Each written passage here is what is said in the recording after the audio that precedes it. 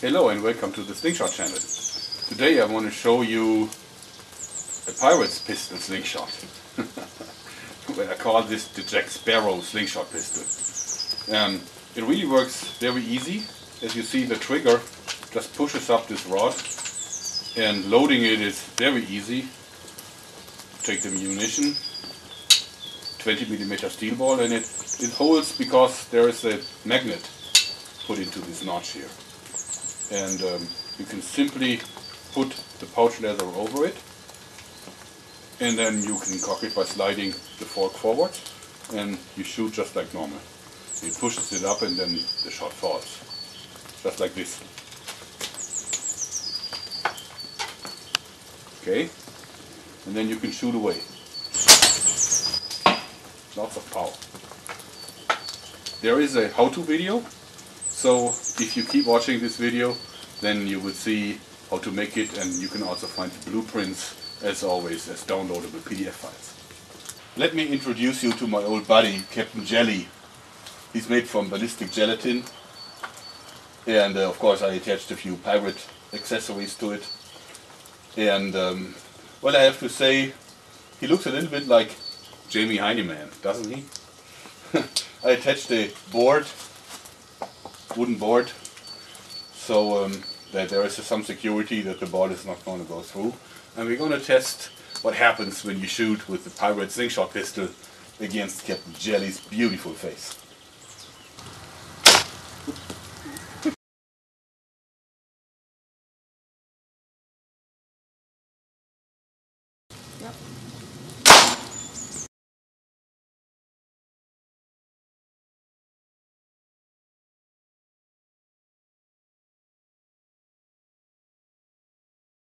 Wow, this was a full hit.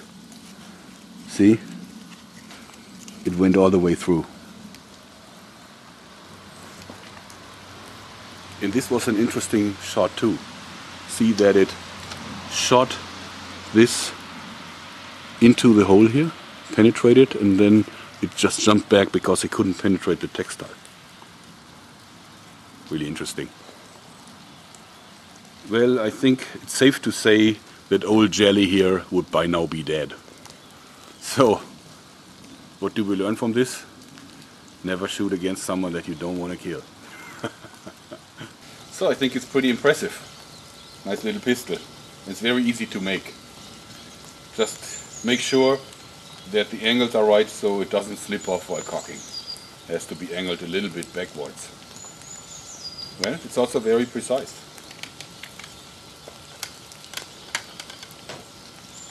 You can shoot with both hands if you want to.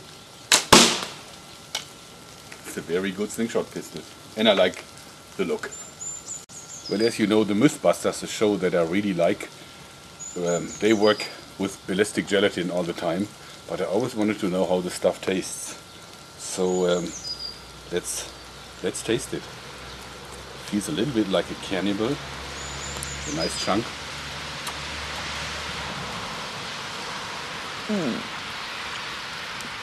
It's a bit on the tasteless side. I don't know, not bad. A little sugar, and I think it will be okay. Well, that was it for today. Thanks and bye-bye, guys. So the tools we're gonna need: some pliers, some epoxy glue, a saw, a drill, the proper drill bits, some files, a handsaw. Some plywood is needed for it. We're gonna need a rod that's about 25mm in diameter, like this one. Make sure it's straight. A bit of a 20mm round rod would also be nice. So we transfer the shape of the frame to the multiplex and saw it out with the handsaw. So we have the two halves now. Let's glue them together with epoxy and let them dry. So now the glue has set, and we need to even out the frame, and we take the rasp for that. Okay, so we have used the rasp to even out the two parts, and now it really looks like it's been sawed out of a solid block of multiplex. And by the way, if you have kind of torn into the first level of the multiplex, that happens when you work with multiplex. It's not so bad because the rounding will take care of that issue. So now we have drilled a 20mm hole through the frame, like this. Make sure that it's rounding the top notch a little bit. Make sure your 20mm rod, or however thick it is going to be, it doesn't matter a few millimeters thicker or thinner, is fitting right through and glides through the hole with ease. Now transfer the shape of the trigger bar to the multiplex, just one layer, about 18 to 20mm should be sufficient, and then cut it out. So we did cut it out, and you can already see this is how it's going to work like. So now you file the trigger in a little bit for your hinge. Of course, this depends on the hinge that you found.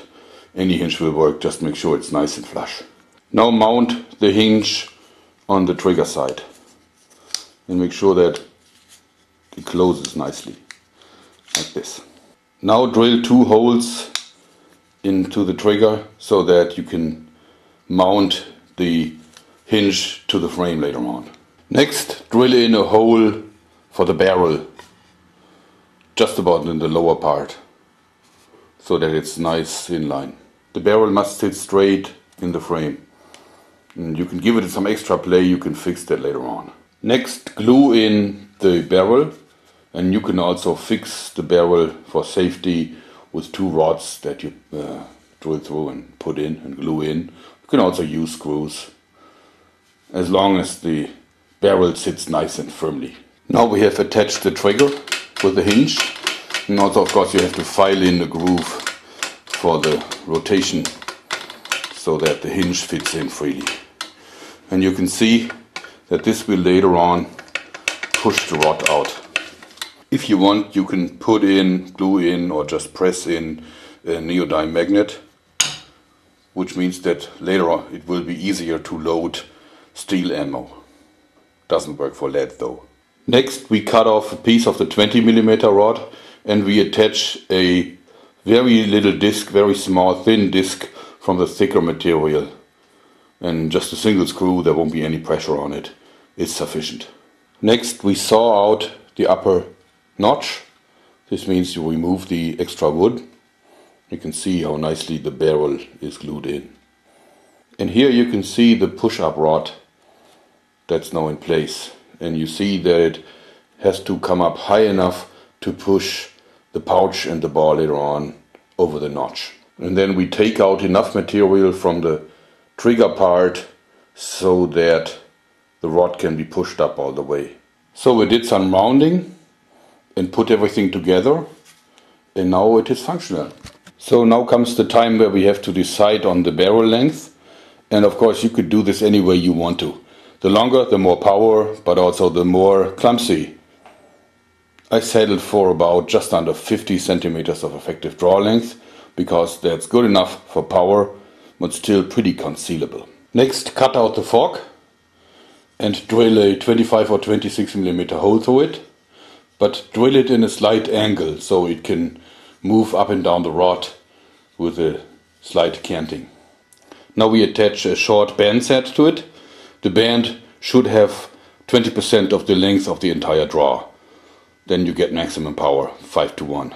Now for the groove, and just fix it at the end with a steel bolt and nut. Weapon is fully assembled now. As you see, there's a 20mm ball loaded and it's ready to be cocked. And also note that I added a rubber band to keep some kind of tension on the trigger part. So this is the close-up of the mechanism. It's really simple. There's the round rod and the trigger that pushes it up. If you load it, you just press it down, key and fall out, and fire. And this is how it looks like after some dyeing. So it really got some antique look on it. I think it really looks like a pirate slingshot. Note also that you need a large holes so that the pouch won't slip off the ball when you push up the rod. Also I shortened the trigger a little bit to make it more grippable. Fairly strong. Now 3 layers of Theoband gold on each side.